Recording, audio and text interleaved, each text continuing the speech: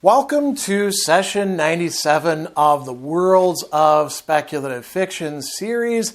This is our final entry for 2025, which brings to a close the 10th year of this ongoing, usually monthly series that's devoted to looking at philosophical themes and world building in narrative universes and speculative fiction. So I'll tell you a little bit more about the series in just a minute, but I want to highlight the two books and the author that we're going to be looking at in this particular one. So it's Louis McMaster Bujold, and it is these two particular works, The Curse of Chalion and Paladin of Souls, which are set in the narrative universe of the world of the five gods. So we're going to be talking a good bit about what we could call speculative or imaginary theology, which plays a massive, massive role within these works. But they're also really great fantasy, adventure, politics, even to some degree coming of age, but not coming of age for children, but rather for middle-aged adults stories. And these, by the way, were a recommendation by one of the long-standing participants in the series, who I want to shout out right away. Joanne has been recommending Louis McMaster Bujold in this particular series for several years now. I finally got around to incorporating it, and man, what a great set of novels. I also want to say this. So this is part of a pretty massive series, and these two books have kind of an interesting status. They're the two that are written first. So in a way, they're maybe where you should start if you're going to delve into the series, as I have. But in terms of the chronology of the story itself, the grand story set within this world, they're actually much later books. In fact, some of the last ones, they're the ones that are set in the land of Chalion in particular, which was what Bujold was going to call the series at one point. And then she's like, well, I'm not setting enough stories in that place for that to really make sense. And so it became tied in with the theology, the World of the Five Gods series. So could you read these first, as I have? Yeah, you definitely could, and they probably would get you hooked if you like this sort of stuff, and you probably will. Or you could save them for later, in which case you probably don't want to watch this whole video because there'll be some spoilers about what is actually going on with the world and the characters and the philosophical themes and all of that. But I leave that to you to decide. So you might be wondering, okay, Worlds of Speculative Fiction, what is this? It's a monthly series that we started 10 years ago. It was hosted originally at the Brookfield Public Library here in the greater Milwaukee area. It was in person, and I would come in each month. There's video recordings of all of the sessions of the series going all the way back to 2016. And over time, we kept on doing the series. People were like, yeah, hey, we want some more of this, both on YouTube and here in person. Then COVID hit in 2020, and everything shut down. So for quite a while, we couldn't go back to the library. And by the time that we considered doing that, I'd already come up with a new modus operandi, which is exactly what you're seeing today, which is that I produce anywhere from 90 minutes to 120 minutes long video. We premiere the video. While the premiere is going on, I'm there doing live chat with anybody who wants to participate and have a conversation while the video is unfolding.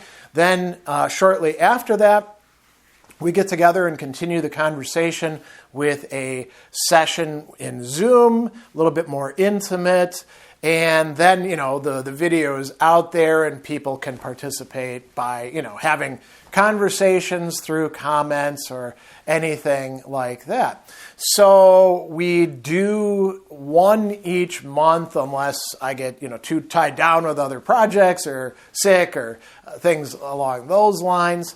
And it's a lot of fun. We've got an entire year of other sessions lined up for 2026. And a special thing, too, we're getting close to episode 100. We're trying to figure out what kind of cool special session we ought to do for that. And so, there's a lot going on with this. If you like this, you might want to go back and check out the playlist or the Substack place where I've got links to every one of these. There's also an online course for this that you can enroll in for free, and you'll get updates about what we're doing each month, each year, cool stuff that's happening with this. So what we're going to do in this session is obviously talk a good bit about what Five Gods means and the narrative world that this is set in. We're also going to talk about some key philosophical themes that are coming up within the works. We're going to look at some of the things that Bujold herself has said about these works and her thought process. We'll do a little bit of biography, looking at her development and where these books came from. They don't emerge from a vacuum. But she's also well known for other series, perhaps even more so for some longer or we could say more prolific series than these. But these are really great. So we're going to do all of that.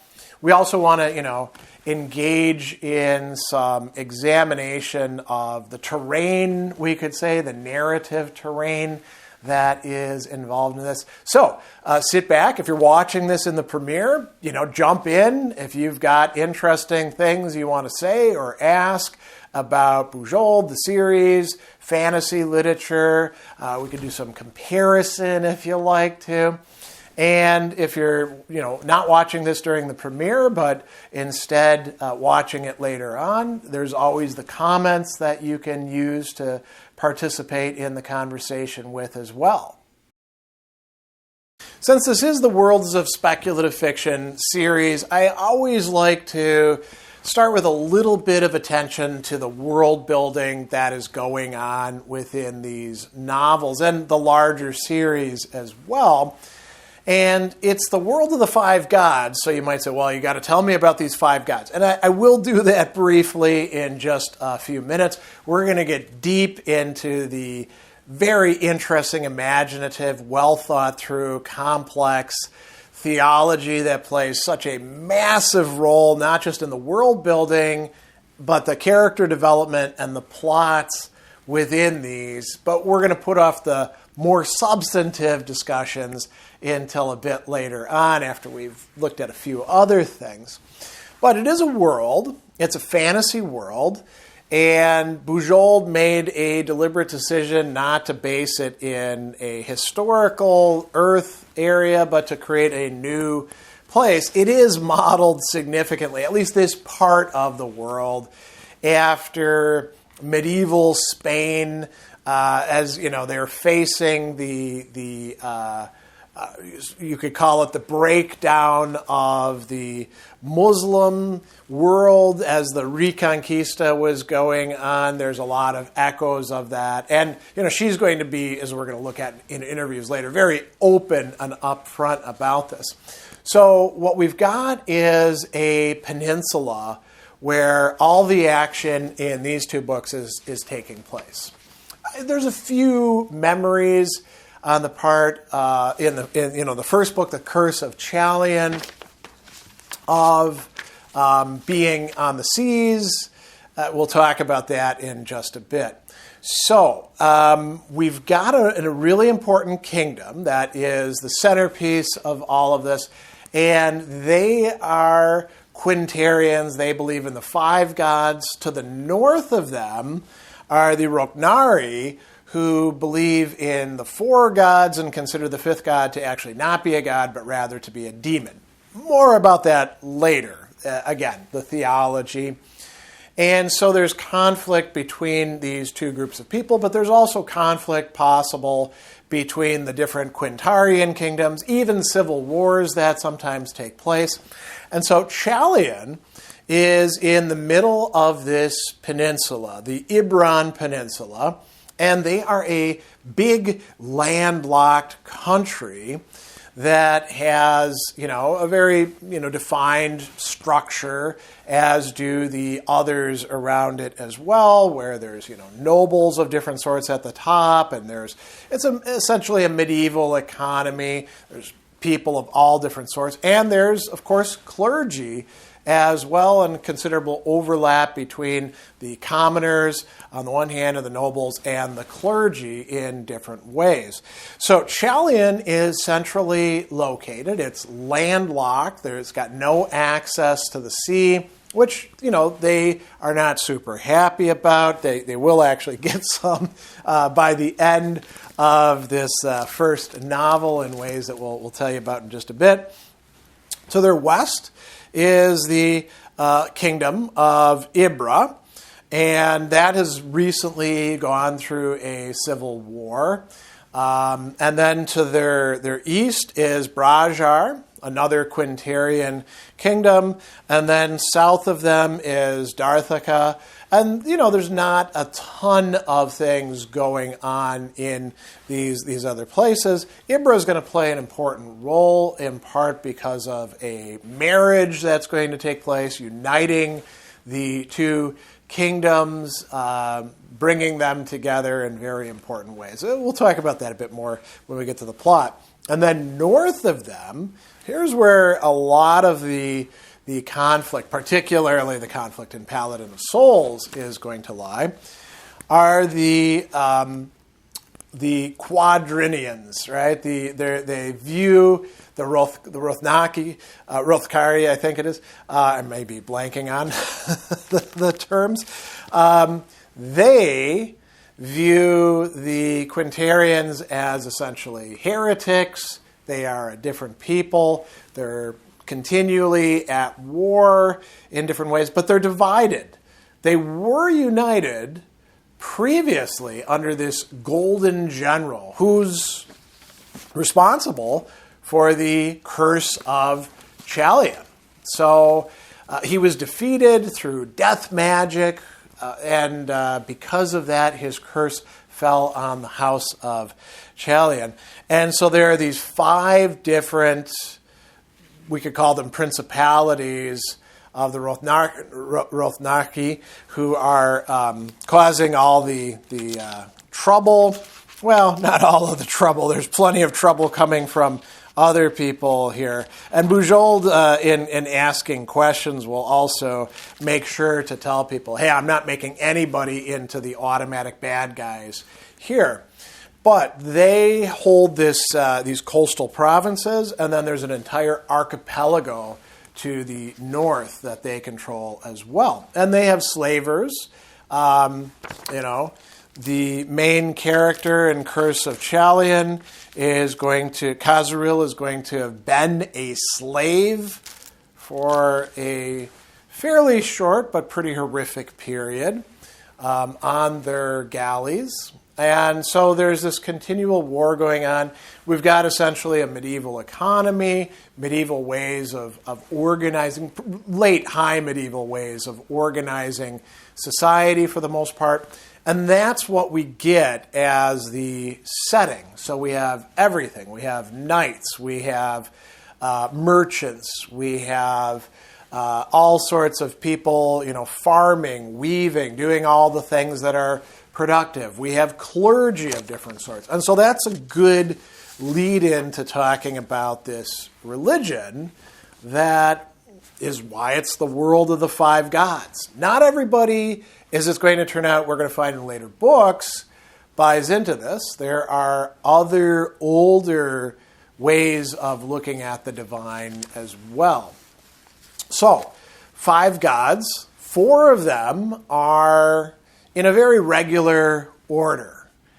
They have to do with the seasons, so there's, spring, summer, autumn, winter, and then you got a fifth god, a spoiler, a filler-inner, a joker, we might say. So let's talk about the four first, and then we'll talk about the fifth. So we have the mother of summer, right? So she's tied in with that. Her particular domain in these stories is healing, so anybody who is a healer is likely going to be connected with her. And she also is, the patroness of motherhood. And so, those who have had a child, women who've had a child, are usually going to be connected with the mother. Anybody who's training in medicine will also be as well. She is associated, of course, with summer, and because of that, her primary colors are green and then yellow. And, the summer solstice is her feast. Her counterpart is the father of winter, right? So we've got the two there. His primary color is black, with gray also a secondary color. And he is connected with the notion of justice. Not so much warfare for reasons that we're going to get to, but he is sometimes involved in that. Judges, crime investigators, and fathers are going to be adherents of the father, which doesn't mean that they rule out the mother, but you have your gods that you pray to and favor and hope that pay attention to you. So we got a mother and father. What comes next? Well, kids, right? And there's two kids, one of each gender. So you have the son of autumn in between summer and winter. And he is associated with hunting, with warfare. You might think, young masculine activities. Warriors are usually going to be connected with the sun. Men who haven't had children, as opposed to men who have had children who are connected with the father, are going to be connected with the sun as well. And the color associated with him is a kind of reddish orange and then brown. And then finally, we have the daughter of spring. And virginity is, important for her, as is young love, lyric poetry. She's also associated with education. And she's going to play a particularly important role in this first novel, The Curse of Chalion. So her color is blue, and her secondary color is going to be white. And each of these has got their own temples and shrines and, an entire hierarchy from devotees, to warriors who serve them or knights who serve them, all the way up to archdivines. And then there's going to be saints, as we'll talk about in a bit. Now there's a fifth god who there's some controversy about, right? The Rothnarki believe him to be just a demon. He is arguably begotten of a demon and of the mother, and he is the bastard, right? And he is associated with white, and he's like everything that's left over, everything that doesn't fit. He's the god of disasters, the patron of bastards, orphans, non-heteronormative love, so anybody who's homosexual in this world or, other sorts of things that would otherwise be condemned is going to be with the bastard. Pirates, prostitutes, things out of season. He's not a god who you often pray to for help. You kind of want him to not pay too much attention to you, but he's also the god of balance, and he's associated with sorcery, with death magic, and other things. He is the one, when the father's justice fails, the bastard might provide justice as well. And the bastard's order runs hospitals and orphanages for children who've been left aside. It's also connected with removing demons from the world and with sorcerers who are not temple approved. So that's the sort of makeup. You've got 5 different gods, 4 of whom seem to have a nice, neat way of articulating things. And then you got the bastard mixing things up in the middle. And the bastard is going to play just a massively important role in Paladin of Souls. Although we're also going to get to see the father as well. But the bastard is going to show up. So there are a few things to bring up here. The overall series is not primarily defined just by having the same characters, although a lot of them are in the later works are about a particular set of characters. But it's the theology that really ties things together. Bujold herself has said the daughter's mandate is girls and young women before they become mothers, virginity, early childhood education, lyric poetry. And when she's talking about, what would guys be doing with her? She says her male dedicates are often engaging in policing in a kind of state highway patrol fashion, guarding pilgrims and temples. And that's how we run across them. 2 important characters, brothers, are going to be connected with that, who show up in Curse of Chalion and then in Paladin of Souls. There's also an interesting speculation I wanted to just very quickly bring up, and this is on a fan site, that the bastard represents people, followers of the father, would rather not exist in society, and he is the administrator of justice when official justice, the justice of the father, has failed. And there's another discussion about this, the curse that resulted from the father's blessing being thwarted. So the golden general, his curse falling on Chalion, is resolved not by the mother, but by the daughter. And, maybe the gods are actually kind of not all on the same page with each other. And it's not just the bastard and the father, which is understandable, maybe jockeying for position with the mother. But the other gods don't all seem to get along entirely either. So that's a very interesting point. I mentioned saints. Both Kazaril in Curse of Chalion and Ista in Paladin of Souls are going to be saints, God-touched, as are some other characters as well.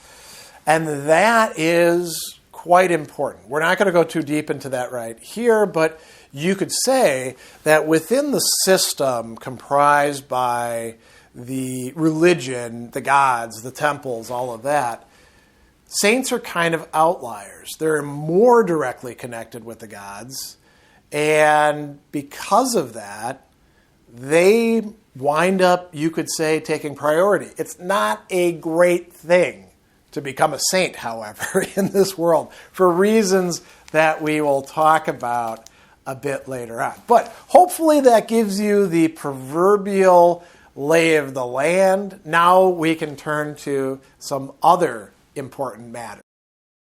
Since Louis McMaster Bujold is a living author, and since we're probably going to be looking at her work again in this series, we should spend a bit of time on her biography, giving some shape to the person behind the works. And it's going to have to be brief because we want to have plenty of time for going into philosophical themes and what Bujold herself has said about her work.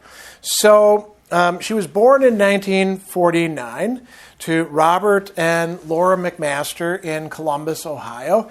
And her father, Robert, was actually a very well-known professor of welding engineering and electrical engineering, kind of famous, has a lot of patents, and very well-known guy.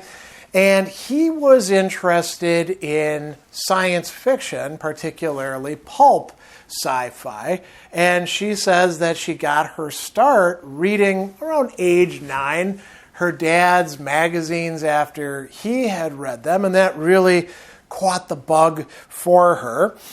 She starts writing in earnest during junior high, and she had a good friend, Lillian Stewart, and she and her friend effectively are writing fan fiction. She says a lot of Star Trek, but some other sci-fi stuff as well. And interestingly, they begin doing the typical fan fiction thing. And by the way, Louis McMaster Bujold is actually a fan of fan fiction. Makes sense. They would, have the same characters and essentially write within the universe. But then they start substituting their own characters into those settings and eventually move on to writing their own fiction on their own turf, you could say, narratively. So it's not a surprise that when she goes to Ohio State University, she is going to originally major in English.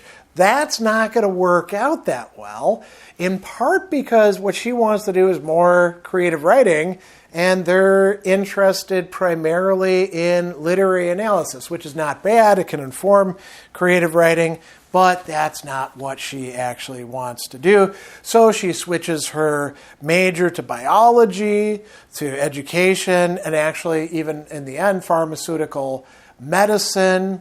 She's going to attend, but it doesn't look like graduate from it, from 1968 to 1972. And while she's there, she's actually going to meet her husband, who later on she'll get divorced from in the 90s, John Bujold, which is where the Bujold is coming from in Louis McMaster Bujold. He is also a big fan of science fiction. According to her, they meet at a con, and they get involved with each other. They're going to, get married, and she is going to work for a while as a pharmacy technician, and then eventually, going to, they're going to have children, 2 children, Anne in 1979, Paul in 1981. In her 30s, not the 1930s, this would actually be in the 1980s, the early 80s, she sees her friend Lillian having some success in writing and selling sci-fi. So she decides to start writing again, and she considers, well, it's a lot of work to do it as a hobby. If I'm going to do that much work, I should try to do it professionally.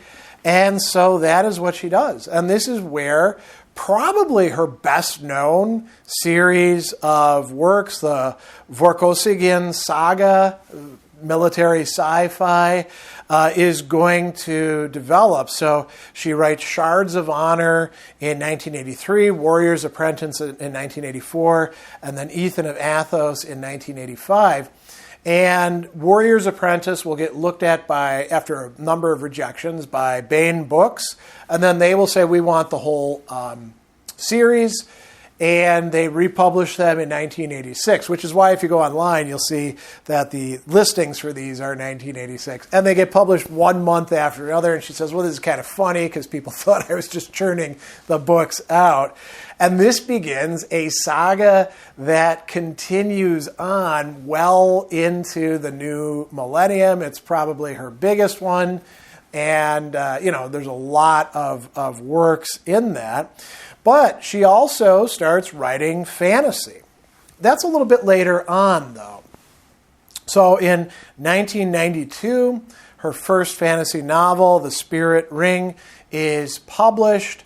And, that's a bit more historically driven, oriented, you could say. And then we get the books that we're looking at in this particular episode, beginning with The Curse of Chalion in 2001. Paladin of Souls in 2003, and then The Hallowed Hunt in 2005. Those are the first in what are originally the Chalian series. Then it becomes the Book of the Five Gods series as the narrative migrates out of that kingdom and away from the earlier characters for reasons that we'll get to when she gets to say her pieces in the interview, actually answering some questions of fans. And the novels continue all the way down to the present. There are some in 2025. She also has another series that we should mention, the Sharing Knife series, 4 books from 2006 to 2009.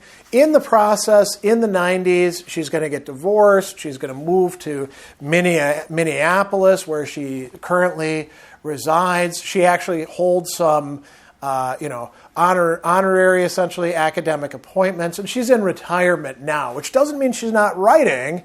Again, as we're going to see when we look at the interviews, it means she only does the stuff that she wants to do as an author.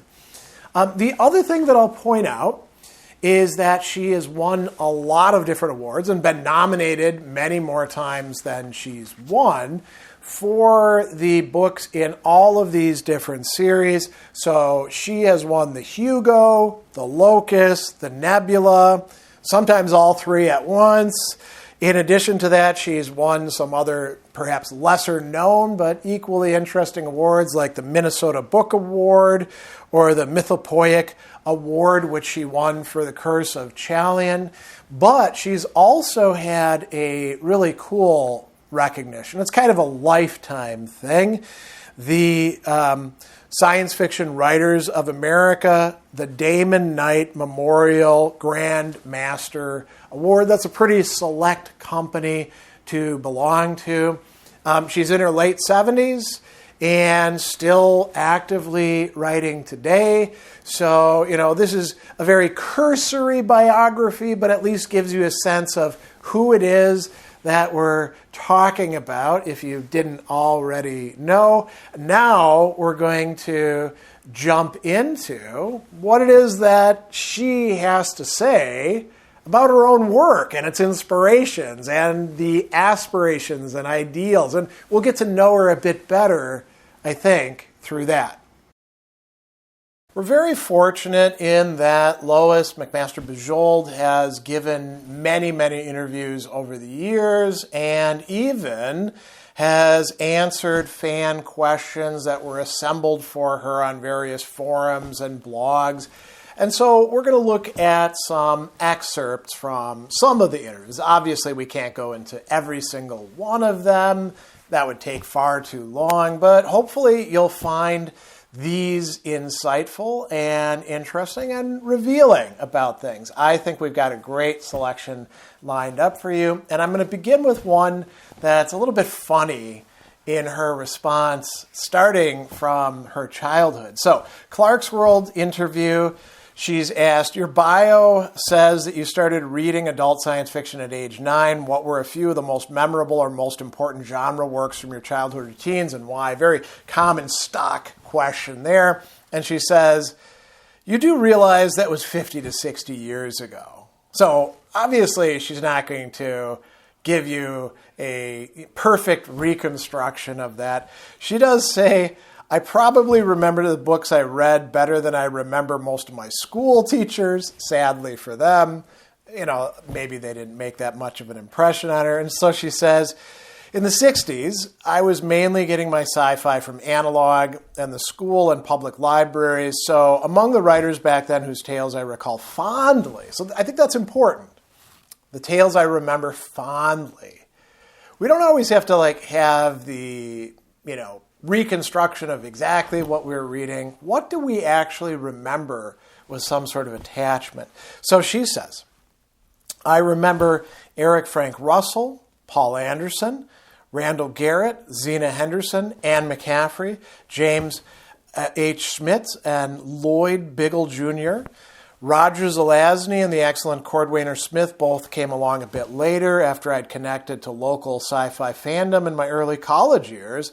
If you want to extend the question to fantasy, Fritz Leiber, L. Sprague de Camp, and Fletcher Pratt, and of course, Tolkien, Heinlein, Clarke, and Asimov were unavoidable in that era, especially Heinlein's Juveniles, which I read when I was actually the intended target age. Clarke was possibly more alien to me when I was a kid for being British than for being sci-fi. Asimov's robot stories were my favorites of his. So interesting response there. Now, that's a great segue into another question, which is coming from the Dragon interview. And she is going to be asked, although you write science fiction and fantasy, you seamlessly blend in other genres. Your recent bestseller, The Hallowed Hunt, contains fantasy, sword and sorcery, interesting that they oppose those, mystery, and romance. What are your thoughts on genre labeling and the implied stigmas that they often carry? So, here's a great response. I am not impressed with reading for status, although I suppose it's inevitable. People do everything for status, some of it quite bizarre. Besides the usual scramble for a higher place in the virtual pecking order on the part of readers, there's also an underlying competition for audience and sales on the part of writers and publishers, which can get quite tense. I also think a certain amount of the unnecessary bafflegab from the big L literature side stems from college lit departments who have to compete with, say, engineering, medicine, and accounting for funding. They have to at least sound important or risk having their money and staff cut. Never underestimate the role of economic jealousy in literary criticism. More positively, people have a right to their tastes and a real need of efficient ways to sort through the avalanche of books being published for material to satisfy those tastes. Genre labels are good when they work as doors, only bad when they become walls. What a great distinction there, right? On the opposite end of the scale from reading for status or books as tools for social engineering, for example, political propaganda, is the very common use of fiction by readers as a mood-altering drug, which certainly beats most other kinds of self-medication, alcohol, street drugs, cutting, in terms of safety and efficiency. Plus, you might learn things, but I don't think anyone can figure out how to shelve books by mood. Here she says something really quite revealing. Some years back, I read an interview with a forensic pathologist who made the remark he'd never walked into a bad crime scene, the kind with blood on the walls, in a house with a lot of books. These disasters were all in book-free spaces. Makes sense to me. Books give a time out, a place of temporary escape till one's spirits lift, not available to trapped non-readers. It suggests that genre fiction, which tends very much to be chosen by readers' mood needs, is not so trivial in social benefits after all. She's asked again about science fiction and fantasy and amazing stories, and they say, while many critically acclaimed authors stick to either science fiction or fantasy, you've crossed into both. In fact, your fantasy novel, Paladin of Souls, won the Triple Crown by collecting the Hugo, Nebula, and Locus Awards. For those who have never read any of your fantasy books, give us a taste of what they will discover. And so she says, I recommend peeking at The Curse of Chalion as the starter for the Chalion series, the flavor of which might be summed up as court intrigue, death magic, and speculative theology. The Sharing Knife, Volume 1, Beguilement for that romantic fantasy series, which, contrary to my usual practice, is numbered, and for a reason. Or my very first try at historical fantasy back in 1992, the standalone The Spirit Ring. I'm always thrown into a quandary when asked to describe my own work. I'd rather just point mutely, which now I can do. Yay. She's talking about her retirement. That said, a lot of the writers I grew up reading wrote both fantasy and science fiction. So, we saw Zelazny being talked about earlier. You could think of Cordwainer Smith, who she brought up as kind of, he's writing science fiction, but it's also very phantasaical, isn't it? And we could think of others in that bunch as well. She says, I never considered it an either-or proposition. Coming back to the writing process, in Clark's world, she's asked, in an interview, you said characters almost always come first, then the world assembles around them. Who are some of your favorite or most interesting characters from your work, and why? And she says, well, it would seem logical that the characters most of interest to me should be the ones I visited over and over again, series protagonists. But that's not the case. Some characters who have thoroughly gripped me, nonetheless, have only one tale to tell, such as Kazaril or Ista, who are the main characters in these two novels that we're looking at here, or even trailing Ingray, who gets such short shrift from the Chalian World of the Five Gods books. Their lives may go on, but their book-worthy spiritual journey is done, accomplished. Isn't that? There's no we're going to make a sequel out of this because there must be more to mine. She knows when her characters' spiritual journeys have come to a conclusion. In these cases, both happy conclusions, though bittersweet happy conclusions. In Amazing Stories, she's asked, some authors create detailed outlines that map out every keystroke from beginning to end. Others simply grasp onto a plot strand or character sketch and are pulled into the story.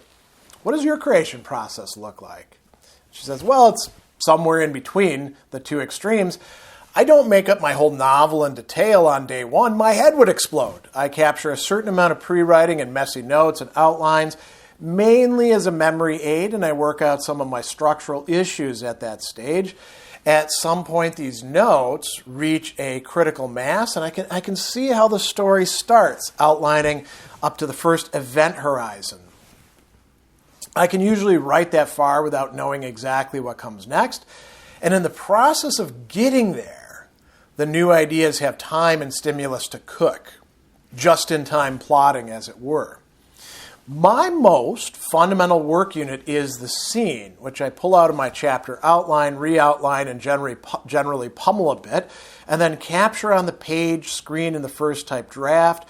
This makes room in my head for the next scene, progressing one after another like beads on a string. I do not usually write scenes out of order.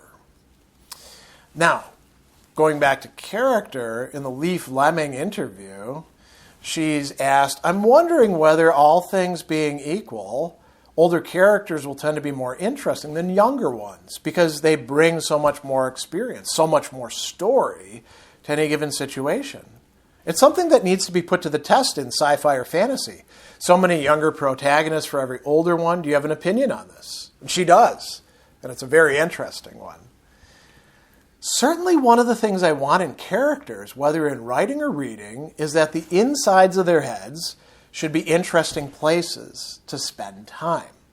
Interiority is, I believe, the literary term for this experience of headspace. An older character will naturally have more memory and experience to draw upon, though a younger character can make up for his disadvantage by having especially lively thoughts. Although younger characters can be easier to write because they have less trailing backstory to wrestle. Although once I had the experience of participating in a book club discussion of The Curse of Chalian with a group of junior high students, where it gradually became apparent that the hero, Kazaril, was far more alien to them by being an old man of 35, practically like their parents, than being a demon-ridden medieval fantasy nobleman. Isn't that an interesting reflection on, the generational and, we could say, maturational matters involved? Now, she has gone into retirement, and she says some very interesting things about that. So in the Twin Cities Geek interview, are there any differences or advantages to writing in retirement? Bujold says, well, I've retired on a sort of reverse a la carte system, setting down the tasks I didn't enjoy anymore. What are those? public speaking, book tours, deadlines, contractual obligations, and keeping the parts I did, like the writing itself in contact with my readers online, mainly through my Goodreads blog. The good parts version of a writing career. So there's much less worry about how my work sales will perform for people who've invested money and time in their publication. Since that's mostly just me now, I've pretty much always written what I wanted, not as some brave artistic value, but because I can't do anything else. Words won't come to order, so not a lot of changes to the core of things there. In Clark's World, another interview, she's asked, in 3 decades of publishing, what changes have caught you off guard, pleasantly surprised you? And she says, well, I'm a shy person when allowed. I regard a lot of the PR, book tours, speeches, appearances, media interviews, with much the same dismay that a swimming parent would contemplate the prospect of jumping into a raging torrent to rescue their child. One doesn't really see how any good can come of it, but one can't not jump. My baby book, Help It Is Drowning. I need to get in touch with my more surly side more, I suppose, to say no to nice people who like me.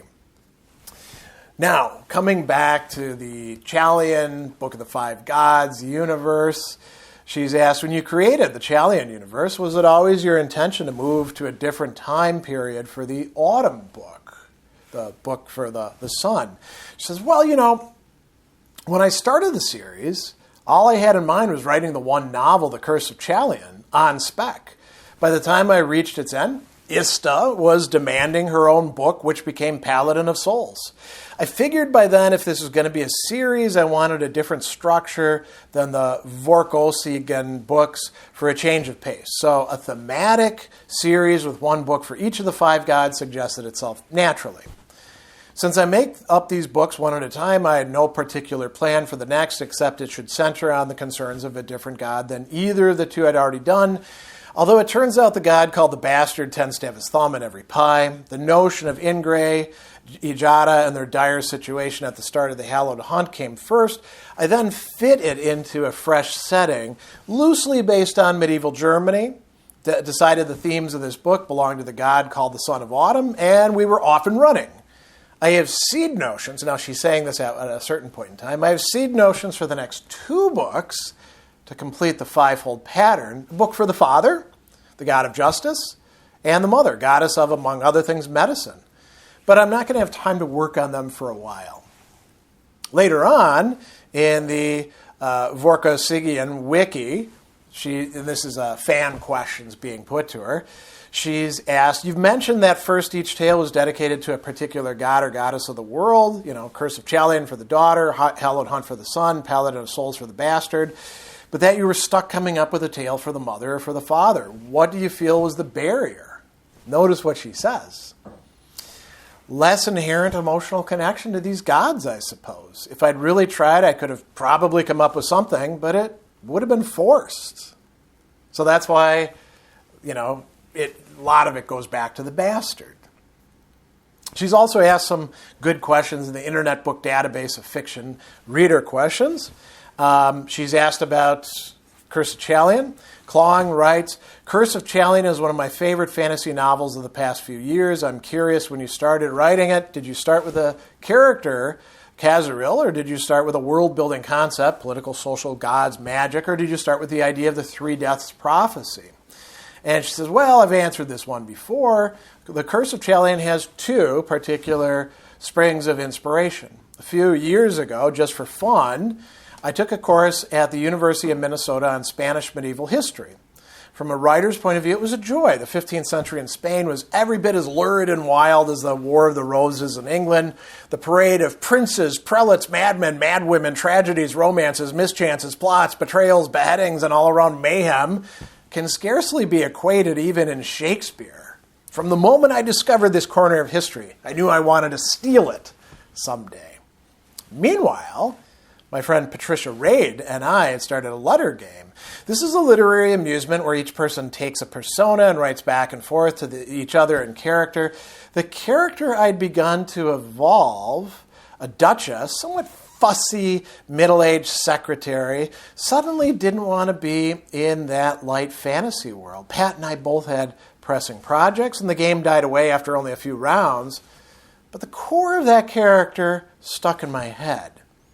A couple months after finishing my latest sci-fi book, in the shower as it happened, there's something about idling around in hot water that puts one in touch with their inner writer. The two halves, a setting without a character and a character without a story, came together in my head and achieved some sort of creative critical mass. And Kazarilla was suddenly there, ready to walk into my new world, to his subsequent dismay, I'm pretty sure. And given where he starts the novel, I think that's definitely the case. I didn't, however, care to do a straight historical fantasy. Too constraining. And besides, I'd already done one some years back based on Renaissance Italy. I wanted my own new world. There were some philosophical notions and ideas about religion and what it would be like to live in a place with active and demonstrable gods I particularly wanted to explore, which didn't fit into either my sci-fi milieu or any too closely shaped by European history. So Chalion and its pantheon of 5 gods, or arguably 4 gods and a half-demon who's just passing, began to take form in my mind. Characters and world grew together, shaping each other as my plot unwound. So there's a follow-up from Klong. Like Miles, Kazaril seems to be a far cry from the stereotypical hero. Did you set out to create protagonists who depart from the norm? They just end up that way. And so she says, I think they just end up that way. Although really I think that the norm is an illusion to start with.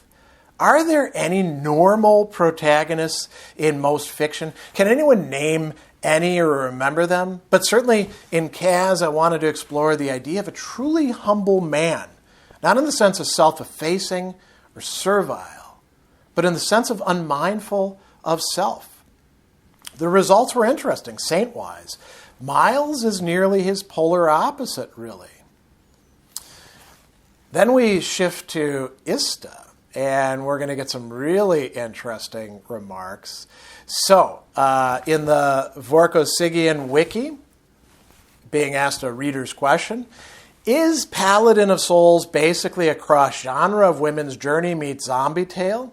She says, yeah, it's most certainly a heroine's journey, a possibility neglected by Joseph Campbell, although considering the Tulsi stories of James H.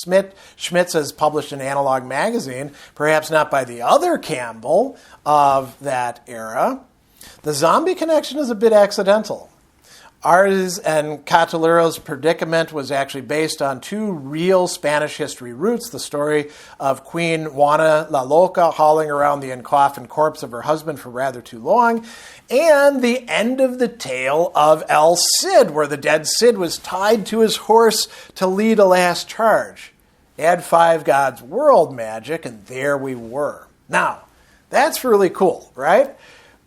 But we're going to get some more Campbell, I'm not going to call it bashing, I'm going to call it legitimate criticism of this hero's journey, dreck that everybody wants to trot out and talk about as if it's some sort of universal or it's the cookbook recipe for good fiction.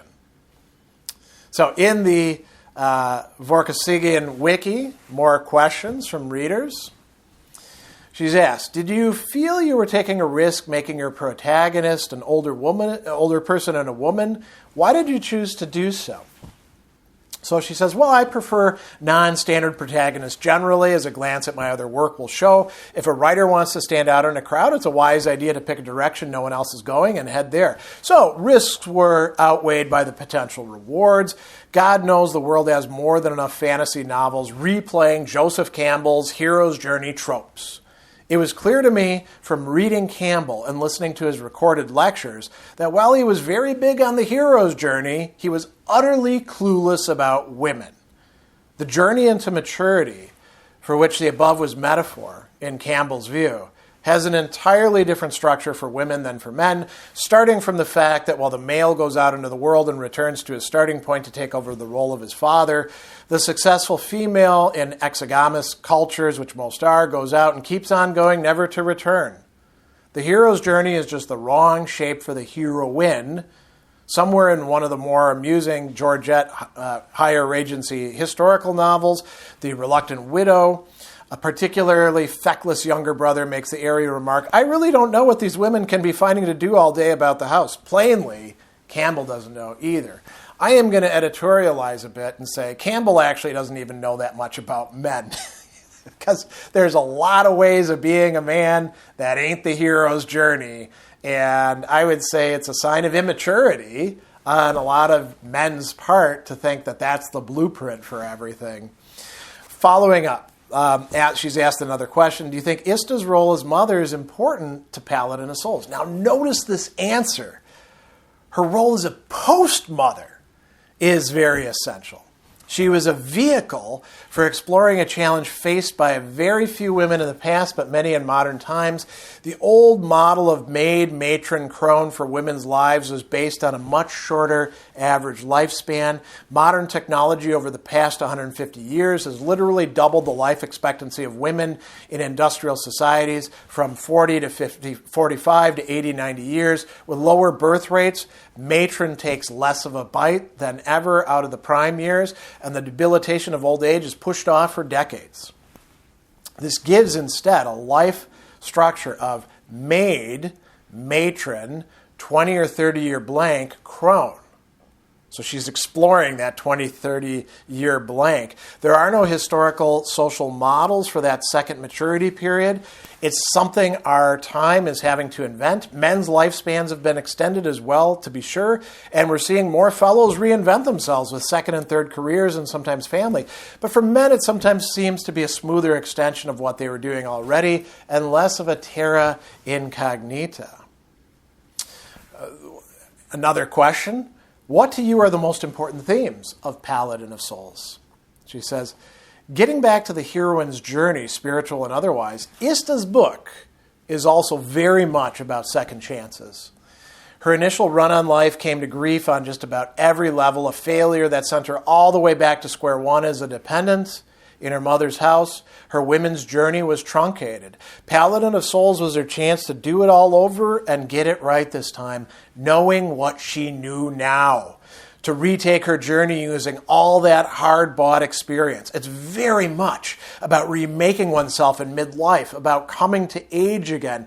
It's also very much about exploring the different shapes of women's lives, not only as distinguished from men's, but also from each other, each according to her choices and measures.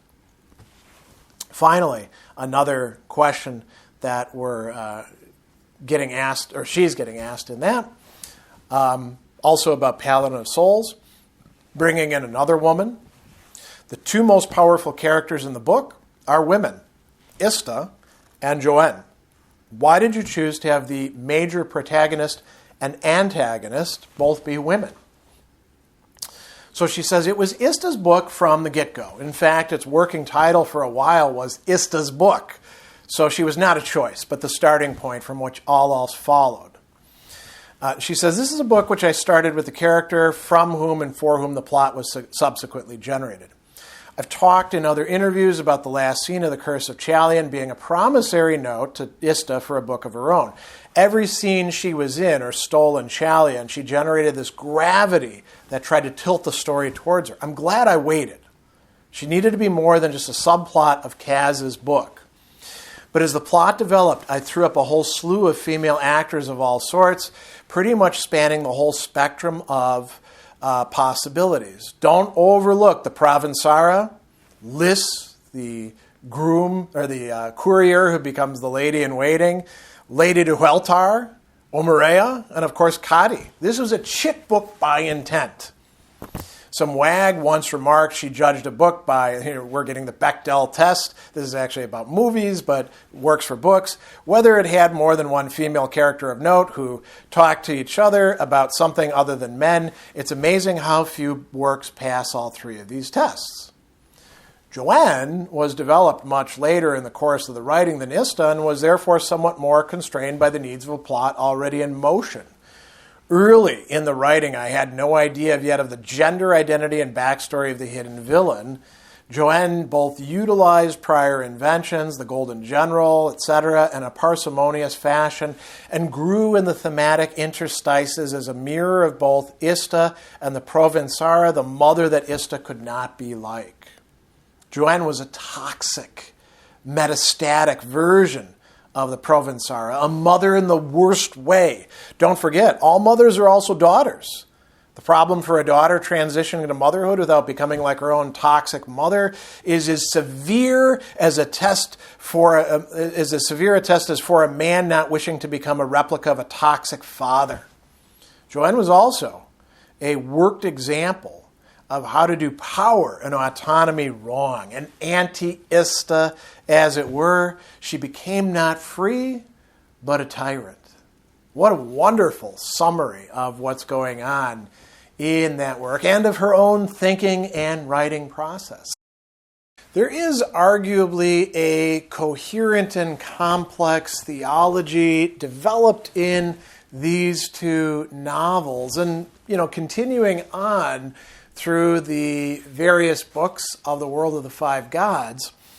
And we're going to get sort of like character reveals, right? You don't info dump about a character all at once unless you want to make for kind of a boring narrative, more like a treatise than an actual novel or story. Well, that is really what's happening with the gods in this work. And I will say that we can kind of compare and contrast to some other fantasy novels and authors and worlds.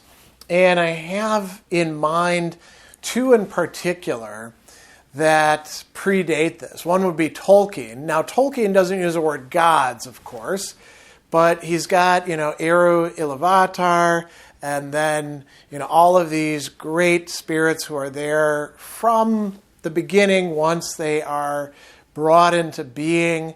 And among them is one baddie who is Melkor, and later going to be called Morgoth, right? And Sauron in the Second and Third Age is just kind of, a knockoff of him. He's a lesser spirit, right? So there's one bad one, and then there's a bunch of pretty good ones who every once in a while screw up, like Ale makes the dwarves, and Eru Ilúvatar has to kind of fix things. But there's one who really goes wrong. And we see something a little bit like that, a similar kind of dynamic, although there's more gods who do go wrong, in the Belgariad series by David, and it turns out Lynn Eddings, don't we? And there we've got, we could say 8 gods, right? So, that's kind of a common motif.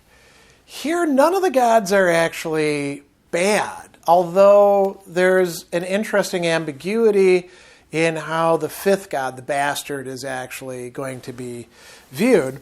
And I'm going to, kind of do this in 2 parts. We're going to look at first what we learn about the gods in Curse of Chalion, and then we'll look at what we learn about the gods in Paladin of Souls. And I do want to say, we learn about the gods really in 3 main ways. One is where we could say theologians have something to say. There's, it's a world in which people have written things about the gods. There are records, there are stories, there are speculations, and some of them are, being brought to life in the discussions of the characters, because there's some people who specialize in that. For example, Ista's spiritual counselor, Cabron, right, who is going to be kind of important in that. So that's one thing. And then there are, let's call them fairly direct experiences of the gods. So Ista is actually going to have more of that than anyone in these novels. And then there's the sort of like, well, how do we make sense out of what is going on? Kind of trying to piece things together and figure things out where it's not quite so clear cut. And Kazaril is somebody who has to struggle with that quite a bit. Ista in her own time does, as well as do some of the other characters. So I want to begin with a passage. We're going to come back to Paladin of Souls, but I really want to begin with one of the important narratives that we're going to get that helps to make sense of things in Paladin of Souls. Ista is being, what we're going to find out is there's a discussion that's going to be taking place by Dicabon, who is the divine of the bastard. And he says, as this is the beginning of a spiritual journey, because they're going on a pilgrimage, I shall go back to the tale of beginnings we all learned in our childhoods. Now, fortunate for us, because we didn't learn these stories in our childhoods, this is sort of the background knowledge that everyone's supposed to have in the 5 God-worshipping kingdoms. He says, here we go. The world was first, and the world was flame, fluid, and fearsome. As the flame cooled, matter formed and gained vast strength and endurance. A great globe with fire at its heart. From the fire at the heart of the world slowly grew the world soul. But the eye cannot see itself, nor can the eye of the world soul. So the world soul split in two, that it might so perceive itself. And so the Father and the Mother came into being. And with that sweet perception, for the first time, love became possible in the heart of the world soul. Love was the first of the fruits that the realm of the spirit gifted back to the realm of matter that was its fountain and foundation. But not the last, for song was next, then speech. And the Father and the Mother between them began to order the world, that existence might not be instantly consumed again by fire and chaos and rolling destruction. In their first love for each other, they bore the daughter and the son, and divided the seasons of the world among them, each with its special and particular beauty, each to its own lordship and stewardship. And in the harmony and security of this new composition, the matter of the world grew in boldness and complexity, and from its strivings to create beauty, plants and animals and men arose. For love had come into the fiery heart of the world, and matter sought to return gifts of spirit to the realm of spirit as lovers exchanged tokens. But the fire at the heart of the world also held forces of destruction that could not be denied. And from this chaos rose the demons who broke out and invaded the world and preyed upon the fragile new souls growing there, as a mountain wolf preys upon the lambs of the valleys. It was the season of great sorcerers. The order of the world was disrupted, and winter and spring and summer and fall upended into each other. Drought and flood, ice and fires threatened the lives of men, and of all the marvelous plants and artful creatures that matter infected by love had offered on the altar of the world's soul. Then one day, a powerful demon lord, wise and wicked by the consumption of many souls of men, came upon a man living alone in a tiny hermitage in a wood, like a cat who thinks to toy with her prey. He accepted the beggar's hospitality and waited his chance to leap from the worn-out body he presently possessed to the fresh, new one. For the man, though clad in rags, was beautiful. His glance was like a sword thrust, and his breath perfume. But the demon lord was confounded when he accepted a little earthen bowl of wine and drank it in one gulp and prepared to pounce. For the saint had divided his own soul and poured it out into the wine, and given it to the demon of his own free will. And so, for the first time, the demon gained a soul, and all the beautiful and bitter gifts of a soul. The demon lord fell to the floor of the woodland cell and howled with the astonished woe of a child being born, for he was being born in that moment into the world of both matter and spirit. And taking the hermit's body that was his free gift, and not stolen nor begrudged, he fled through the woods in terror back to his terrible sorcerer's palace and hid. For many months he cowered there, trapped in the horror of his self, but slowly the great-souled saint began to teach him the beauties of virtue, the The saint was a devotee of the Mother and called down her grace to heal the demon of his sin.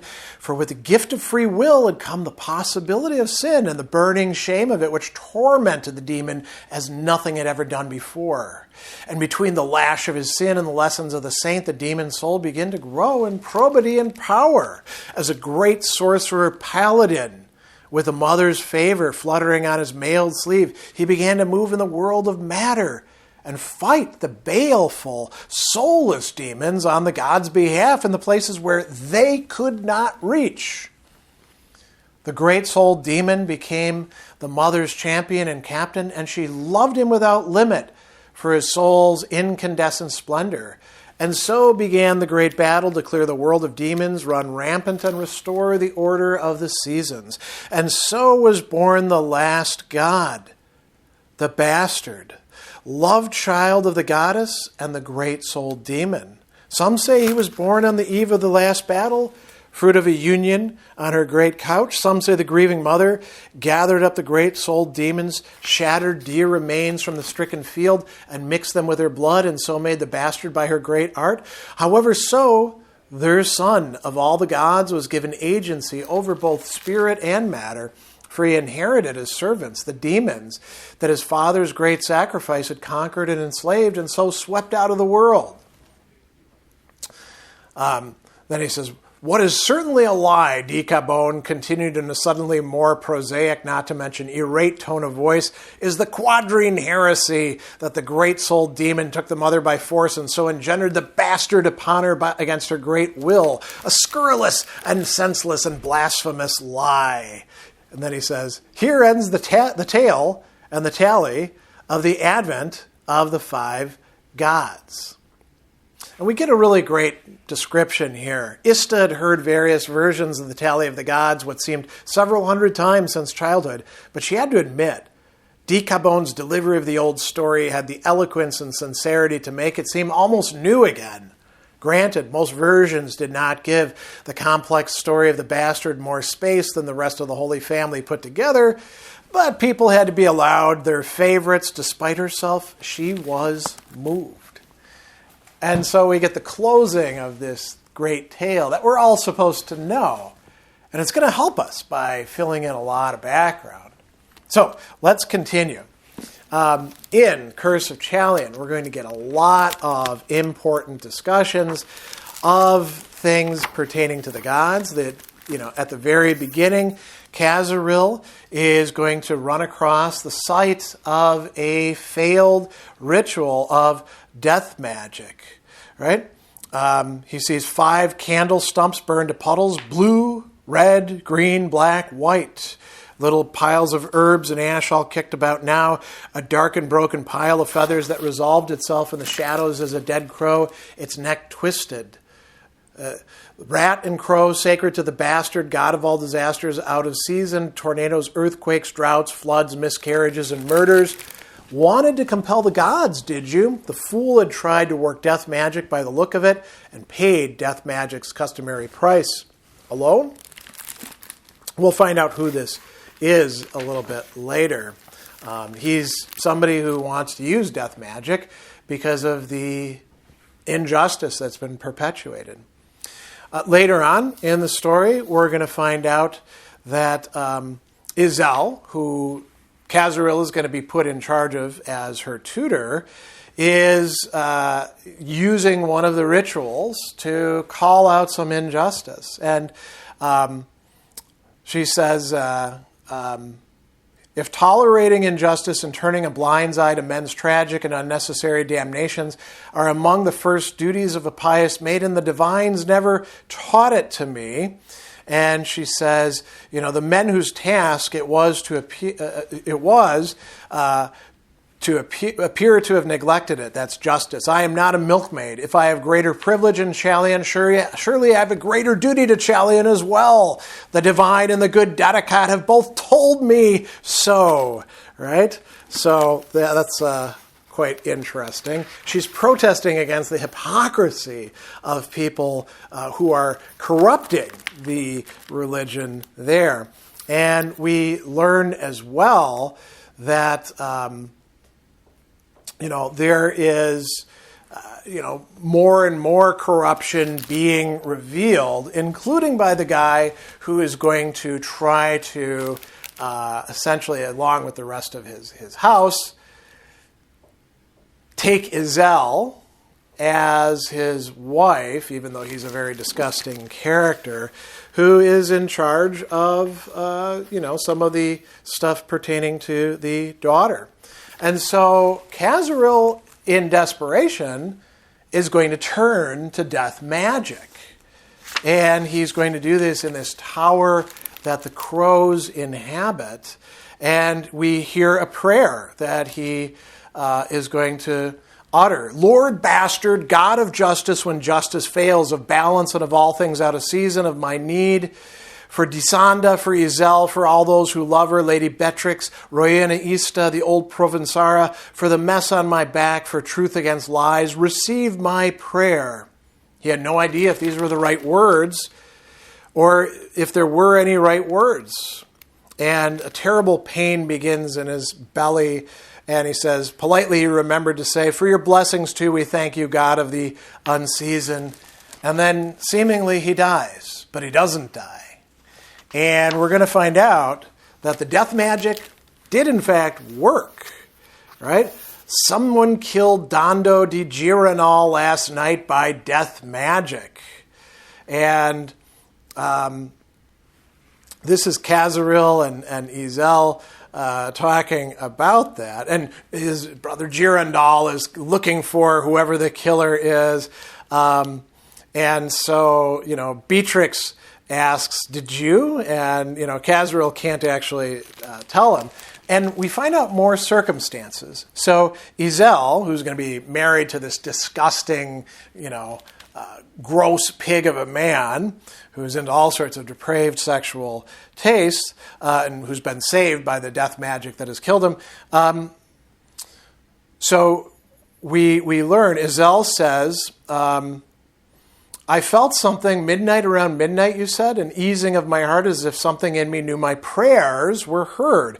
But I never expected this. I asked the lady for my death, the mother, right? Or what she willed. Kazaril, could I have done this? Did the goddess answer me so? I don't see how, Royes. You prayed to the lady of spring, yes, and to her mother of summer, both, but mostly to spring herself. So the daughter, actually. And he says, the great ladies grant miracles of life and healing, not death normally. And miracles were rare and capricious. Gods who knew their limits, their purposes. It didn't feel like death, Izel confessed, and yet I was eased. I took a little food and didn't throw it up. And we're going to find out that it was a coincidence of the two prayers that wound up leading to this as well. Then we get this really interesting description. This is a little bit longer of what happens when somebody dies. So we have these funeral rites for Dando di Giranol, and he's dressed in the daughter's military blue and white robes of his holy generalship, right? Again, he's been corrupting it.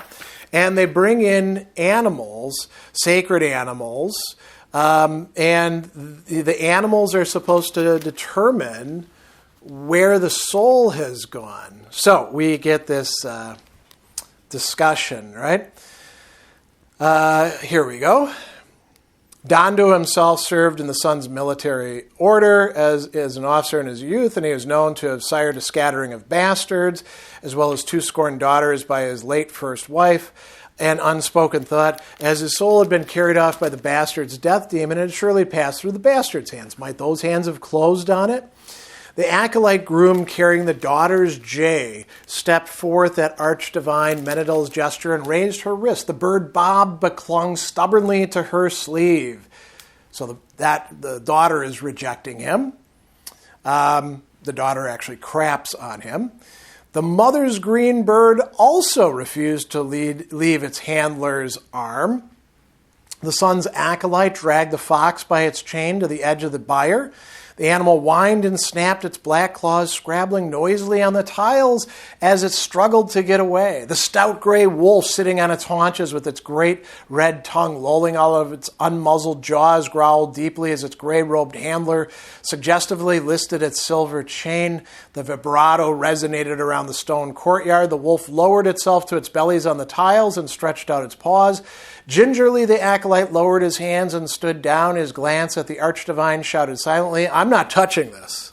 All eyes turned expectantly to the bastard's white-robed acolyte with her white rats. So the white lady took a breath, stepped forward to the bier, lowered her sacred creatures to Dondo's chest to sign the god's acceptance of an unacceptable, disdained, discarded soul. The moment her hands released the silky white bodies, both rats sprang away to either side of the bier as though shot from catapults. The acolyte dodged right and left as though unable to decide which sacred charge to chase after first and flung up her hands. One rat scurried for the safety of the pillars. The other scampered into the crowd of the mourners. Right? So, Beatrice says, "Kazaril, what does it mean? The bastard always takes the leftovers. Always. It's his. It's his job. He can't not take a severed soul. I thought he already had." Kazaril was stunned too. If no god had taken up Lord Dondo's soul, well, then it's still here in the world. I mean, if it's not there, then it has to be here, somewhere. An unquiet ghost, a revenant spirit, sundered and damned. As we're going to find out, it's actually inside of Kazaril. But we'll come to that a little bit later. So Kazaril is once again meeting Umagat, the Rothkarni,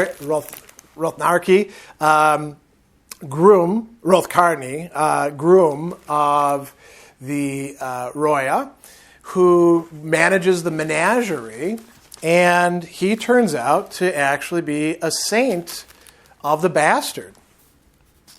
So they're having a conversation. It turns out that the way this happened was any homosexuals are viewed as anathema to the quadrine Rothkarni.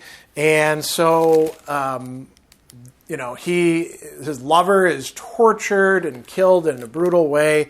He manages to make it. And then he is taken in by the bastard's order. And he says, and they gave me work. I was charmed. What's the charm? The god uses him. And he says, "Do you know what it means to be a saint?" Kazaril cleared his throat uncomfortably. "You must be very virtuous, I suppose." "No. In fact, one need not be good or even nice. Grant you, once one experiences what one experiences, one's taste changes. Material ambition seems immaterial. Greed, pride, vanity, wrath just grow too dull to bother with. Lust?"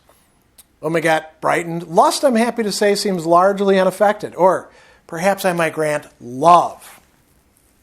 For the cruelty and selfishness that make lust vile become tedious. But personally, I think it's not so much the growth of virtue as simply the replacement of prior vices with an addiction to one's god. The gods love their great-souled men and women as an artist loves fine marble, but the issue isn't virtue. It is will, which is chisel and hammer. Right? And so he's going to go on a little bit later, and he says, "Man's will is free. The gods may not invade it any more than I may pour wine into this cup through its bottom." And he says, "Have you really understood how powerless the gods are when the lowest slave may exclude them from his heart? And if from his heart, then from the world as well, for the gods may not reach in except through living souls.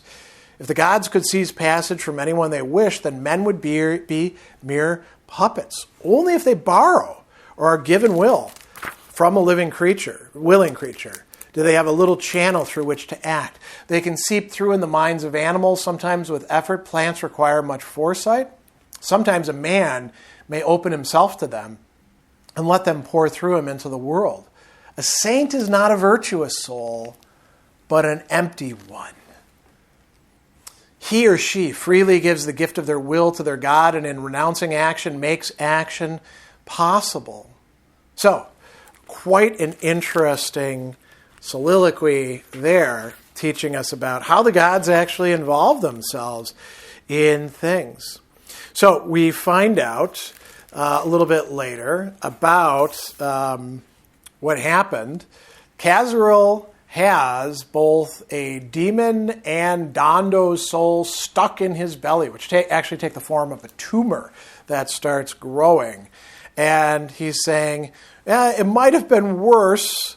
Dando might have been given an articulate voice, right? A ghost who could speak to him. And he says, trust the lady, trust the lady. He whispered some incoherent prayers and slowly regained control of himself. Now notice what comes next. If she had brought him this far for some purpose, surely she would not abandon him now. Then a new horrible thought occurred to him as he told Umgat's sermon over in his mind. If the goddess only entered the world by Kazaril renouncing his will on her behalf, could wanting desperately to live an act of will, if there ever was one, be enough to exclude her and her miracle? Her protective encapsulation might pop like a soap bubble, releasing a paradox of death and damnation. Following this logic loop around and around was enough to keep him awake for hours, right? And so, this is theology actually being done, right? I'm going to skip ahead a little bit, and we get some other very interesting things. Kazaril is going to talk with Ista about the curse that lies on the House of Chalian, which has to do with the Golden General and the death magic of Fansa that kills him, which then lies upon her, the entire House of Chalian. And she tells him about how there was an attempt to break the curse because there was a prophecy given by the gods, and it fails. Kazaril will actually be the person to break the curse eventually down the line. We also get an interesting vignette where we learn more about Kazaril. It was a very, important character. I won't have the time to tell you everything about him, but at one point in time, he's in charge of a essentially doomed military enterprise from which he will be, not ransomed but sold into the galleys. He's betrayed by the people that should have been looking out for him. And we read, in his youth at Kazaril, he'd followed the common path of most high-born young men and become a lay dedicate of the Brothers' Order. With its military promises and aspirations, he'd sent up his prayers. When he'd bothered to pray at all, by rote to the god assigned to him by his sex, his age, and his rank. So just following, things.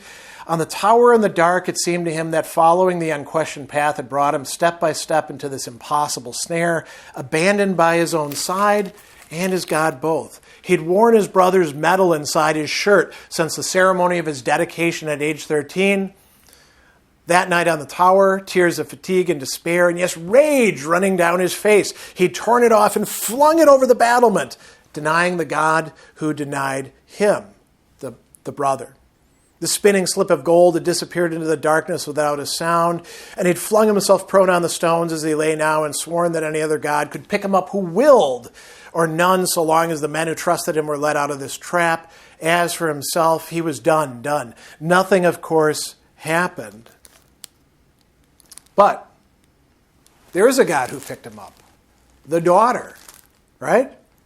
And to a certain extent, the bastard as well. So we're going to find out a little bit later on that...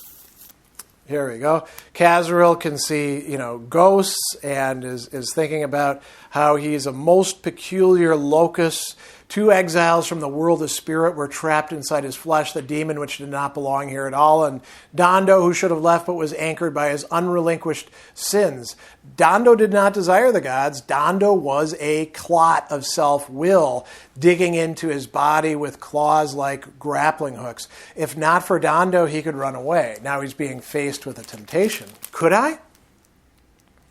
He imagined it. Suppose this lethal anchor were suddenly and miraculously removed. He could run away, but then he'd never know how it would work out. That Kazaril, if only he'd hung on for another day, another mile, he might have saved the world, but he quit an hour too soon. right? So he says, 5 gods, I am surely mad. I believe I would limp all the way to the bastard's hell for that frightful curiosity's sake. And then, welcome to sainthood, Kazriel. By the gods' blessings, you get to host miracles. The catch is, you don't get to choose what they are. And he says, into your hands, O lords of light, I commend my soul. Do what you must do to mend the world.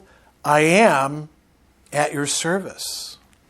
Right? So he's a great example of somebody who is making way for the gods. And at the very end, he's got another discussion with Ista, the main character of our second novel. And he says, you were right, Lady Ista, about the prophecy, the 3 deaths. I was wrong with my marriage scheme, wrong and determined to be so.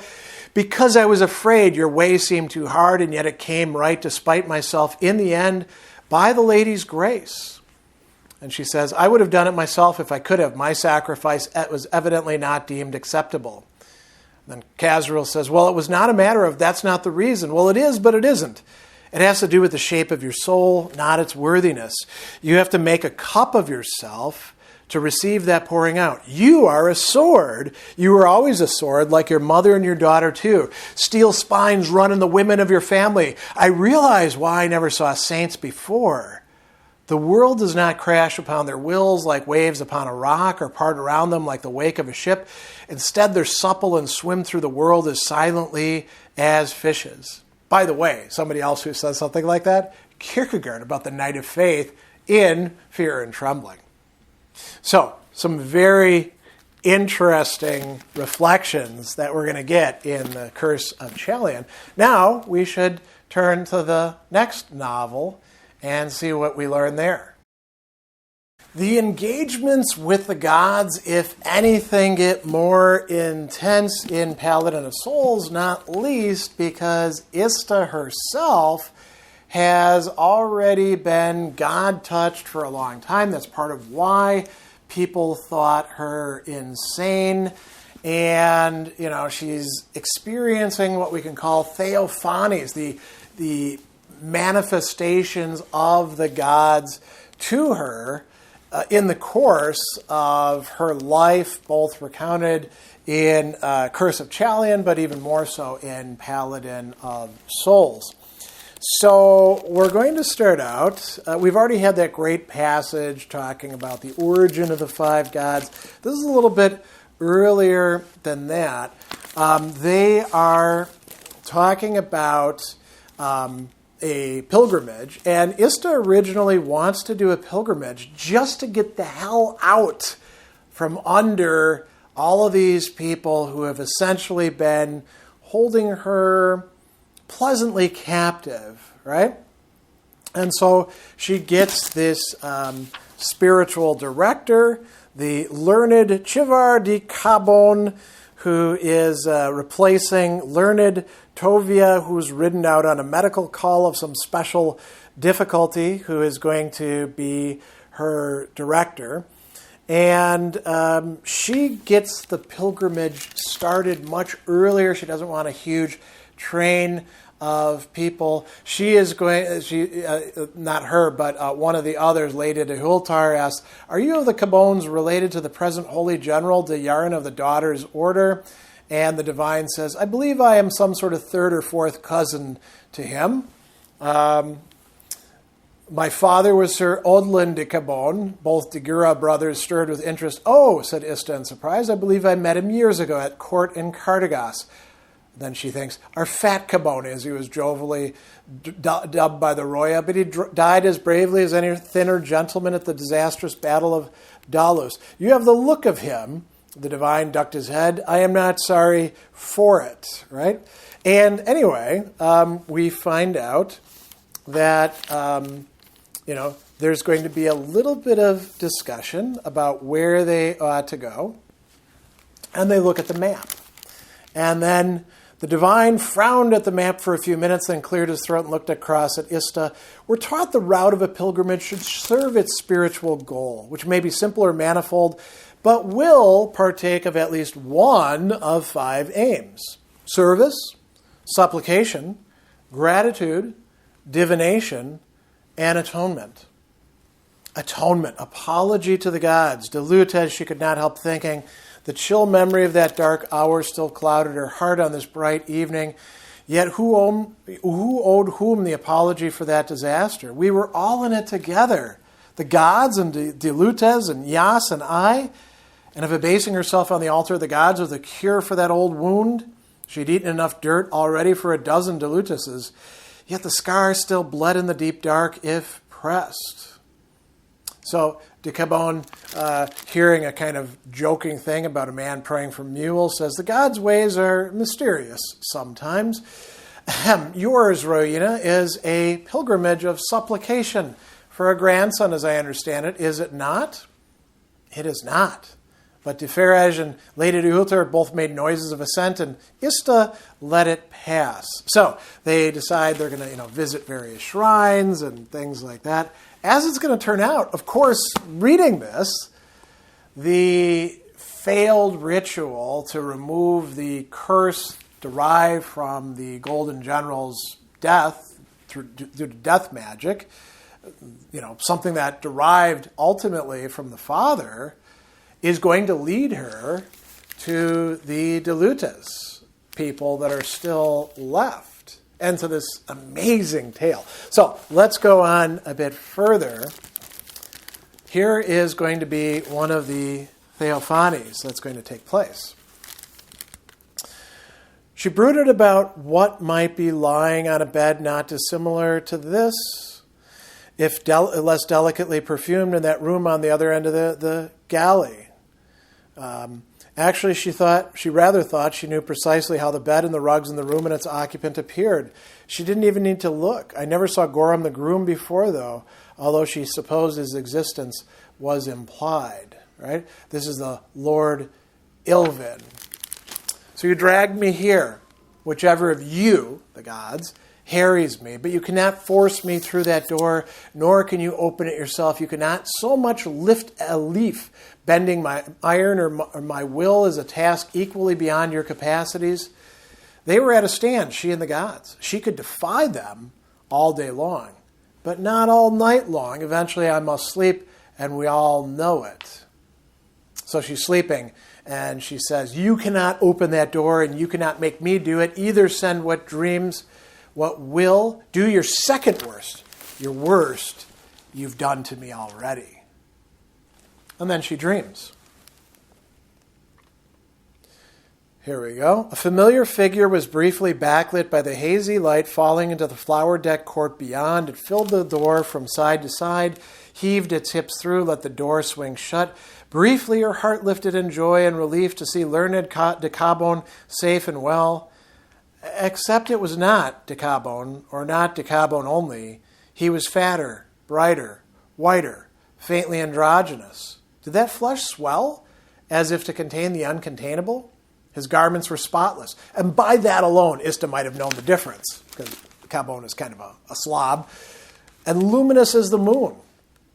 Above the creases of his smile, cheerfully echoed by the curves of his chins, the gods' eyes glinted at her. Wider than the skies, deeper than sea chasms, their complexity bent inward endlessly, each layer a lamination of other layers, repeated into infinity or the infinitesimal.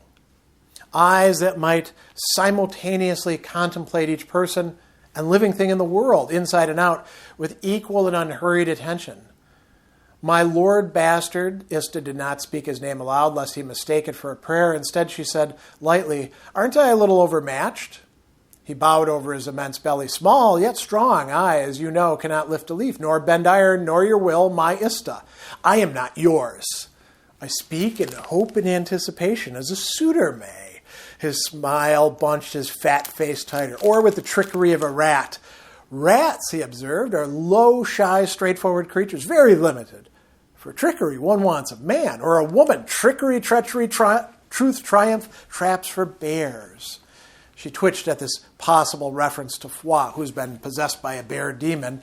You want something. The gods' tongues can grow quite honeyed when they want something. When I wanted something, when I prayed on my face, arms outflung in tears and abject terror for years, where were you then? Where were the gods the night Titus, her son, died? The son of autumn dispatched many men in answer to your prayer, sweet Ista. They turned aside on their roads and did not arrive, for he could not bend their wills nor their steps, and so they scattered to the winds as leaves do. His lips curved up in a smile more deathly serious than any scowl Ista had ever seen. Now another praise, and despair as dark as yours, one as dear to me as Tedes was to my brother of autumn, and I have sent you. Will you turn aside, as Tedes' deliverance did at the last with so few steps to travel? Ista's throat was clogged with rage and more complicated things, a boiling mixture even she could not separate a name, a stew of anguish. Lord bastard, you bastard. He grinned. When the man arises who can make you laugh, solemn Ista, angry Ista, iron Ista, then will your heart be healed. You have not prayed for this. It's a guerdon even the gods cannot give you.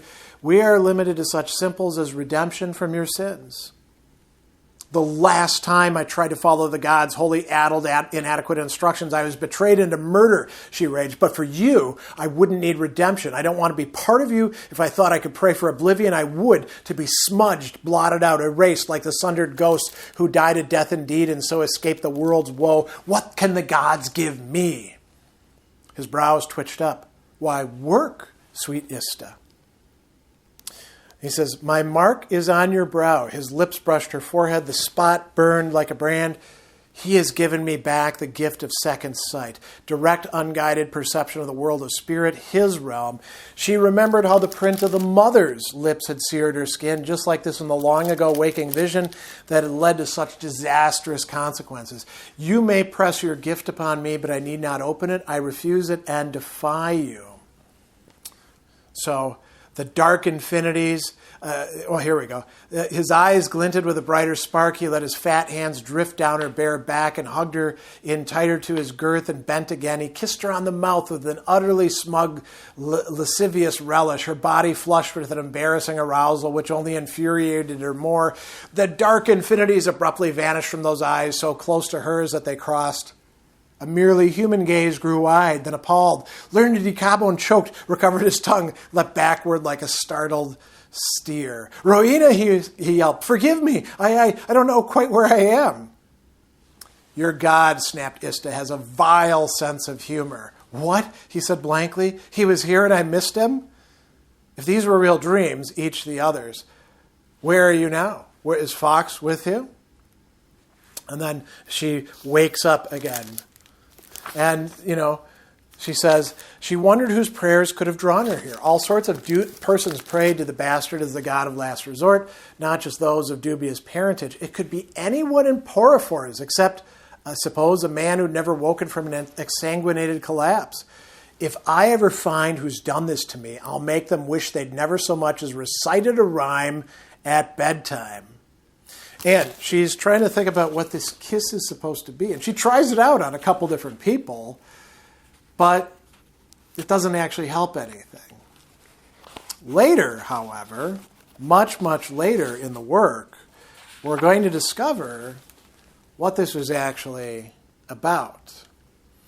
So before that, we're going to get this discussion about the curse and the golden general. And this is important for the sort of like big, we could call it the big baddie being confronted and undone through the agency of the gods, through human beings. So we find out. 3 years ago on the Daughter's Day, the Golden General's death curse was pulled from Chalion and from my house. All his spilled, perverted god gifts swept up and taken back by the gods through their chosen saint, Kazaril. And if all was retrieved that day, it must have included the power of encapsulation. Encapsulation of what, though? Well, we find out that one of the daughters of the Lion of Roknar had something happen. A demon went into her, right? And she kept it inside of her all that time. It was encapsulated. Then when it broke out, it didn't break out into the body of a malleable child that the demon had chosen. It broke out into the harsh, determined, embittered, and embattled woman, right? Who then is going to use the demon. Why? She believed or convinced herself that the old demon was a legacy from her great father, given her in secret to rise up in just such an unhappy hour and save his grandson from traitors. So she kept it in secret and began learning from it. The old demon was pleased to have such an apt pupil and taught her everything, thinking it would soon turn the tables and mount her. It underestimated the iron strength of her will, tempered through 4 decades of swallowed rage. It became even more her slave.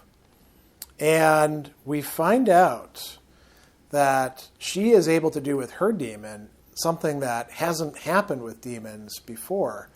Demons don't get along. She harnesses, she yokes a whole bunch of other demons, feeds them on people, developing them, turning these people into sorcerers, including her own son and a number of other people as well. We find out her leash demons soon became more to her than salvation for swords, though. They became her joy.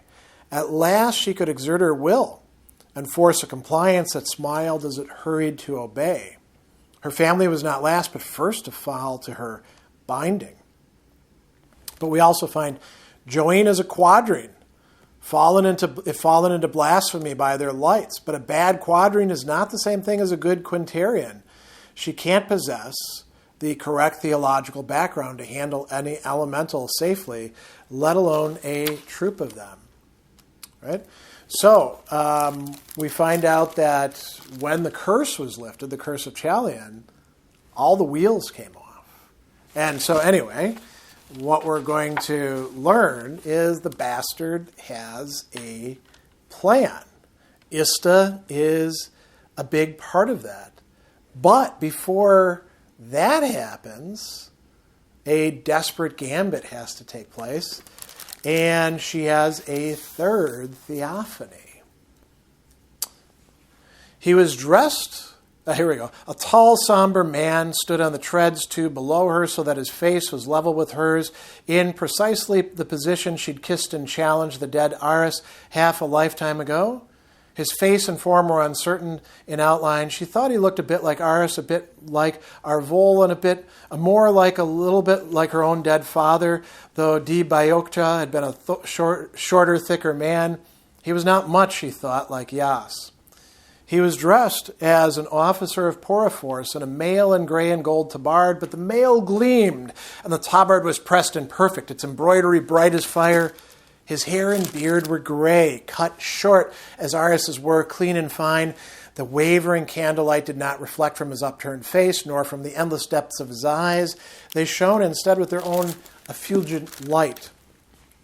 Ista swallowed, raised her chin, stiffened her knees.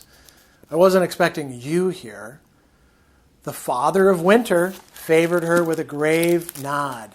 All gods attend on all battlefields. What parents would not wait as anxiously by their door, looking again and again up the road when their child was due home from a long and dangerous journey? You have waited by that door yourself, both fruitfully and in vain. Multiply that anguish by 10,000s, and pity me, sweet Ista, for my great-souled child is very late and lost upon his road. The deep resonance of his voice seemed to make her chest vibrate, her bones ring. She could scarcely breathe. Water clouded her vision and fell from her unblinking eyes. I know it, sire, she whispered. My calling voice cannot reach him. He cannot see the light in my window, for he is sundered from me, blind and deaf and stumbling, with none to take his hand and guide him. Yet you may touch him in his darkness, and I may touch you and yours. Then take this thread to draw him through the maze where I cannot go. He leaned forward and kissed her on the brow. His lips burned like cold metal. Fearfully she reached up and touched his beard.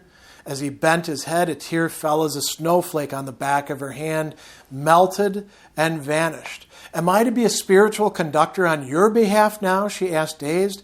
No, my doorway. I will wait for him a little while. He stepped backward and the stair was empty again. Then we have this massive confrontation. The gray thread, right, almost lost to view, stiffened like a taut rope. It began to move back through her new dilation. It's taking Arhas through her and to the Father. And then she says, yes, we are all, every living one of us, doorways between the two realms, the matter that gives us birth, and that is spirit into which we are born in death. Arhas was sundered from his own gate and lost the way back to it forever. So it was given to me to lend him mine for a little time. But so great a soul does need a wide portal. So knock down my gates and breach my walls and burst them wide and pour through freely by my leave and farewell. Yes, Ista whispered. Yes. So like Kazaril, she gives herself over to the god. And she's somebody who's pretty pissed with the gods much of her time, for good reason. But she learns how to pity the gods. Then we get the confrontation with the demons. She says to herself, oh, now I see how to do this. She takes the demons out of the people. Yes, said the voice, that's right, go ahead. She shrugged, popped the demon in her mouth, and swallowed it. Right? And what happens? They go to the bastard. So she begins swallowing the demons that are there, controlled by the master sorceress, right? And Joanne, her demon, we get this interesting discussion that's going to take place between her and the bastard. You've hooked a god, Joanne. Now what will you do? And Joanne says, she bears the demon god. Kill her now. So Ista says, where should I begin? Begin at the center, the presence within her replied. The rest will follow her force. So she pulls the demon out. And Joanne says, no, it's my gift, my great chance. No one shall wrest it from me, least of all you. You were so feckless you couldn't even keep your own son alive. Mine shall have his place. I have promised us. And Ista says, your wrongful attempts to impose order create vaster destruction. You torment and demolish the very souls you desire to make grow and love you. You possess truer gifts, stunted though they've been. Let them go, find them instead, and lived. So she's not just overmastering her. She's reasoning with her. In a way, she's even potentially healing her. Ista brought the great violet-black demon to her lips, pulled it inward. It seemed to stretch and distort in its passage, its screeching becoming pain in her mouth, fire in her gullet. There are souls inside it, she realized. Many pieces of old souls, all digested and smeared together. Souls of the dead and the long dead. What is to be done about them? And then the bastard says, the dead belong to us. Sorting them is beyond your calling. The souls of the yet living, torn apart untimely, while still trapped in the realm of matter, those are your care on our behalf. And this is to ask. Joanne's live white soul fire tangled with the demon was passing into her now. It clawed and burned, comes out of your hands and into mine. This is not the quiet damnation of sundering. Neither is this heaven's healing. No, the voice said regretfully, this is will not, so it shall pass with its demon to the place of be not. And we get an interesting vision here of a strange dimensionless void. The picture leaked perhaps from his mind to hers, a roiling pool of demon energy without form, without personas, without minds or wills, song or speech or memories of any gift of higher order, the bastard's hell. Reservoir of pure destruction, spilling from that pool into the world of matter, a thin controlled flow, returning to it an erratic stream, balancing the life of the world exactly midway between the hot death that is chaos and the chilled death that is stasis. She realized why the concatenation of Joanne's demons had made her edgy on a level separate from their direct threat to Portaforce. Was it possible such a vortex of disorder might create its own rip between the two realms, one that even the gods might be hard-pressed to mend again? So much divine attention in one small place. Some human attention would now gratify me greatly, the voice murmured. Bring me and the rest of my little brethren, sweet Ista, as swiftly as you may. It will no doubt take practice before it comes easily. So therefore my first trial is a dozen at once, along with that sickening twisted thing? Well, the voice said affably, there is this. If you survive this, no other demon astray in the realm of matter should pose too onerous a challenge to you hereafter. Ista considered a wealth of objections, starting with, what do you mean, if? And then she says, you will not abandon me again. I did not abandon you before, nor you me, as I have marked, persistent Ista. And what do we find out by the end? Ista becomes the demon hunter for the bastard. And that's where the rest of her life is going to go. She is a saint now, and she also gets to have what's going to turn out to be the love of her life accompanying her, and other people as well, including the restored groom, who he thinks would have been better off not having his demon-rent soul restored to him, but he's got an opportunity to grow. And so, what have we learned about the theology of the world of the five gods? It's complex. They intervene, but only if human beings are willing to some degree, cooperate with them. And even the gods perhaps don't entirely know what they're up to, and are there to be, in some respect, pitied. So, on that, we're going to close this. We haven't delved into too many other philosophical themes, but this one so predominates in these two novels that I thought we should give it adequate attention. There's certainly plenty else to discuss about these two wonderful novels, as well as the rest of the series, The Curse of Chalion, Paladin of Souls. As Bujold said in her interviews, these have come to a conclusion with the characters having made their spiritual journey that they needed to make, and then the narrative can shift on to others.